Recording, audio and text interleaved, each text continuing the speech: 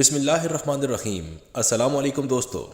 واقعہ معراج جو لمحہ بھر میں رونما ہوا لیکن حقیقت میں اس میں کتنا زمانہ بیت گیا، اس کا علم اللہ اور اس کے رسول کے سوا کسی کو نہیں۔ آج اسی واقعے کو ایک بالکل مختلف انداز میں پیش کیا جائے گا اور سائنس کی نگاہ میں اس کا احاطہ کرنے کی ایک ناکام کوشش بھی کی جائے گی۔ معراج جیسے عظیم الشان واقعے کو اللہ تعالیٰ انتہائی اختصار کے ساتھ قرآن مجید کی سورہ الاسراء میں بیان کرتے ہوئے فرماتے ہیں، پاک ہے وہ ذات جو لے گئی اپنے بندے کو مسجد حرام سے مسجد اقصیٰ تک، جس کے اطراف میں ہم نے برکات رکھی ہیں تاکہ ہم اپنی عظیم الشان نشانیاں دکھائیں، بے شک وہ خوب سنتا اور دیکھتا ہے۔ اور اس کے بعد اللہ کلام کو یکسر بدل ڈالتے ہیں، گویا اللہ کے لیے یہ سب کچھ کرنا کوئی بڑی بات تھی ہی نہیں، اور واقعہ بھی کچھ یوں ہی ہے۔ البتہ احادیث میں ہمیں مختلف حوالے ملتے ہیں کہ کس طرح اللہ تعالیٰ آپ صلی اللہ علیہ وسلم کو ساتوں آسمانوں سے ہوتے ہوئے کائنات کی آخری حد سے بھی باہر سدرۃ المنتہا تک لے گئے۔ آپ صلی اللہ علیہ وسلم نے وہاں جنت و دوزخ کی سیر کی اور اپنے رب سے ہم کلام بھی ہوئے، اور پھر سفر سے واپسی پر اپنے مکان تک کچھ اس حالت میں پہنچے کہ روایات کے مطابق ابھی آپ کے گھر کی کنڈی تک ہل رہی تھی اور آپ صلی اللہ علیہ وسلم کے وضو کا پانی ابھی آپ کے جسم مبارک سے ٹپک رہا تھا، گویا کہ سارے عمل کے دوران وقت تھم گیا تھا۔ اس عظیم الشان سفر کے دوران آپ صلی اللہ علیہ وسلم نے کتنا فاصلہ طے کیا، اور آج کی سائنس کی تحقیق اس کے بارے میں ہمیں کس حد تک معلومات فراہم کرتی ہے، آج کی یہ ویڈیو اسی بارے میں ہے۔ تو چلیں اب اس علمی سفر کا آغاز کرتے ہیں۔ سب سے پہلے ہم مسجد حرام سے مسجد اقصیٰ کا فاصلہ دیکھتے ہیں، جو 1200 کلومیٹرز کا ہے، لیکن حقیقت میں یہ فاصلہ اس سارے سفر کے کل فاصلے کے سامنے کوئی معنی رکھتا ہی نہیں۔ یاد رکھیے کہ اس کائنات کی وسعتوں کے متعلق انسان کا علم ابھی بہت ناقص ہے، لیکن آج تک جتنا بھی ہم جان پائے ہیں اس کی روشنی میں اس سفر کی طوالت کو سمجھنے کی کوشش کی جائے گی۔ ہماری زمین سے قریب ترین فلکی جسم چاند ہے، جس کا فاصلہ ہم سے 3,84,000 کلومیٹرز ہے۔ یہ وہ حد ہے جہاں تک آج تک کوئی بھی انسان جا پایا ہے۔ روشنی جو 1 سیکنڈ میں 3 لاکھ کلومیٹرز کا سفر طے کرتی ہے، اس کو چاند سے ہم تک پہنچنے میں 1.25 سیکنڈ لگتا ہے۔ اس کے بعد ہمارا ہمسایہ سیارہ مریخ یا مارس آتا ہے، جس کا فاصلہ 22 کروڑ 50 لاکھ کلومیٹرز ہے، اور روشنی کو یہ سفر طے کرنے میں 20 منٹ کا وقت درکار ہوتا ہے۔ اب ہم لوگ مزید آگے بڑھتے ہیں تو جوپیٹر، سیٹرن، یورینس، نیپچون اور پلوٹو سے ہوتے ہوئے ہماری ملاقات وائجر 1 سے ہوتی ہے۔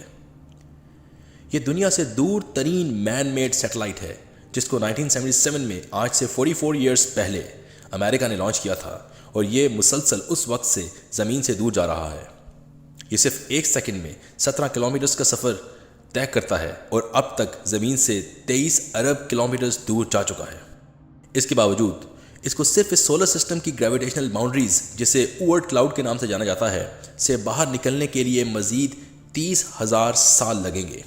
اس نے 1990 میں زمین کی طرف مڑ کر زمین کی 6 ارب کلومیٹرز دور سے یہ پکچر لی تھی، جسے دنیا کی نایاب ترین پکچر مانا جاتا ہے، اور میرے خیال میں ایسا کہنا بالکل بے جانا ہوگا۔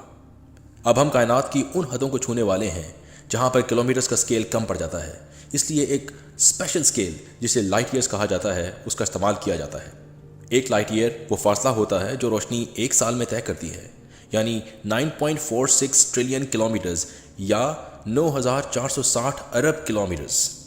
ہم سے قریب ترین ستارہ جسے الفا سینٹوری کہا جاتا ہے، ہم سے 4.25 لائٹ ایئرز کے فاصلے پر ہے۔ آپ کو سمجھانے کے لیے بتاتا چلوں کہ وائجر 1 جو کہ صرف 1 گھنٹے میں 61,500 کلومیٹرز کا سفر طے کرتا ہے، اگر وہ اس ڈائریکشن میں چلنا شروع کر دے تو اسے وہاں تک پہنچنے میں مزید 70,000 سال لگ جائیں گے۔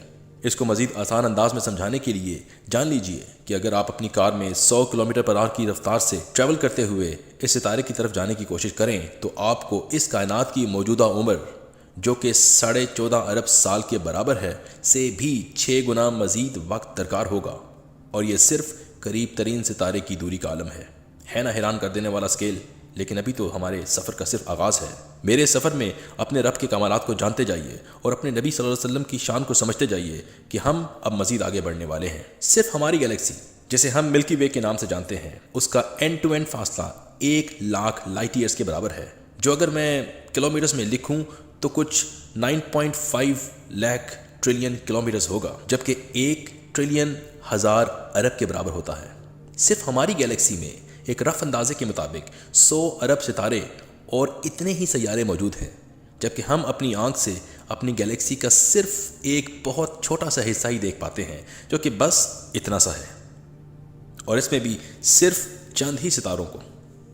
اگر ہم اس سے مزید باہر نکلیں تو ہم اپنی گیلیکسی کے لوکل گیلیکٹک کلسٹر کو دیکھ پائیں گے، جس میں کم سے کم 54 اور گیلیکسیز موجود ہیں، اور جس کی لمبائی 10 ملین لائٹ ایئرز یعنی 95 لاکھ ٹریلین کلومیٹرز ہے۔ اگر ہم اس سے بھی مزید باہر جائیں تو ہم جس سپر گیلیکٹک کلسٹر کا حصہ ہیں اس کو بھی دیکھ پائیں گے۔ اسے ورگو سپر کلسٹر کہا جاتا ہے، اور اس کی لمبائی 110 ملین لائٹ ایئرز یا 10 ملین ٹریلین کلومیٹرز ہے۔ لیکن یہ سپر کلسٹر بھی لینیاکیا سپر کلسٹر کے سامنے کچھ نہیں، جس میں ہماری گیلیکسی کے علاوہ 1 لاکھ اور گیلیکسیز موجود ہیں، اور اس کا اینڈ ٹو اینڈ فاصلہ 520 ملین لائٹ ایئرز یا 52 ملین ٹریلین کلومیٹرز ہے۔ جب ہم اس سے بھی باہر زوم آؤٹ کرتے ہیں تو ہم پر رونگٹے کھڑے کر دینے والے انکشافات ہوتے ہیں۔ ہمارے رب کی کائنات، جس کا سفر نبی کریم صلی اللہ علیہ وسلم نے پل بھر سے بھی پہلے کر لیا تھا، کا اندازہ لگانا مشکل ہی نہیں بلکہ ناممکن ہے، کیونکہ صرف آج کی دیکھی جا سکنے والی آبزرویبل یونیورس کا حجم ہی حیران کر دینے والا ہے۔ صرف اس آبزرویبل یونیورس کے اندر 2000 ارب یا 2 ٹریلین گیلیکسیز موجود ہیں، جبکہ ان میں سے ہر ایک گیلیکسی کے اندر کم از کم بھی اربوں ستارے اور کچھ اتنے ہی سیارے بھی موجود ہیں۔ زمین سے چاروں طرف کی آبزرویبل یونیورس کا فاصلہ 46.5 بلین لائٹ ایئرز یعنی end to end distance 93 billion light years یا 88 بلین ٹریلین کلومیٹرز ہے۔ لیکن حیران کن بات یہ ہے کہ یہ بالکل بھی کائنات کی آخری حد کے قریب بھی نہیں، بلکہ صرف ہماری مشاہدے کی حد ہے۔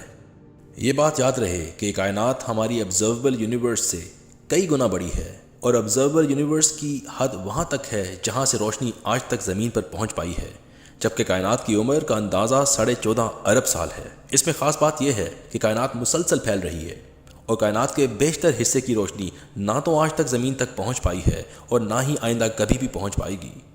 گویا انسان کائنات کی آخری حدوں کو کبھی نہ جان پائے گا، بلکہ حقیقت یہ ہے کہ ایک شعور اور علم رکھنے والا انسان ہر لمحہ صرف اپنے رب کی بڑائی میں مزید سے مزید تر سجدہ ریز ہوتا جائے گا۔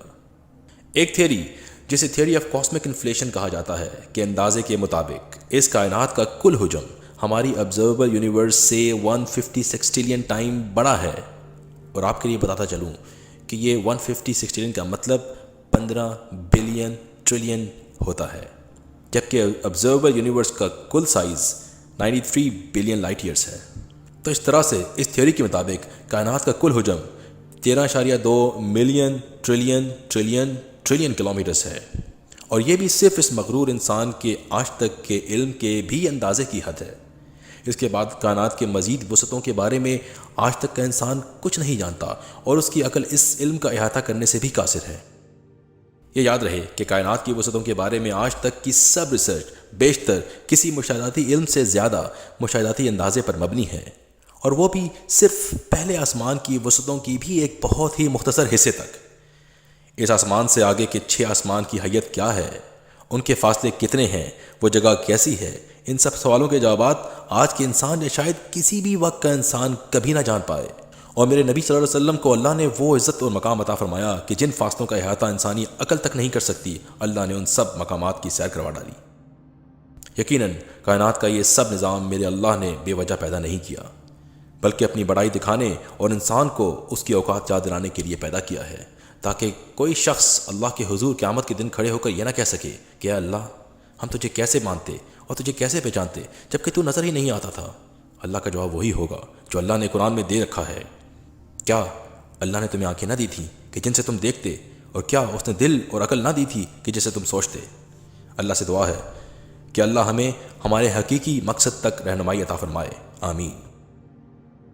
دوستو، یہ اور ایسا بہت کچھ اس چینل پر آپ کی خدمت میں لانے کی بھرپور کوشش کرتا رہوں گا۔ آپ سے التماس ہے کہ اس چینل سے جڑے رہیے اور اس کو سبسکرائب کیجیے تاکہ تمام آنے والی ویڈیوز کی نوٹیفیکیشن آپ کو ملتی رہے۔ آئندہ ویڈیوز تک کے لیے اللہ حافظ۔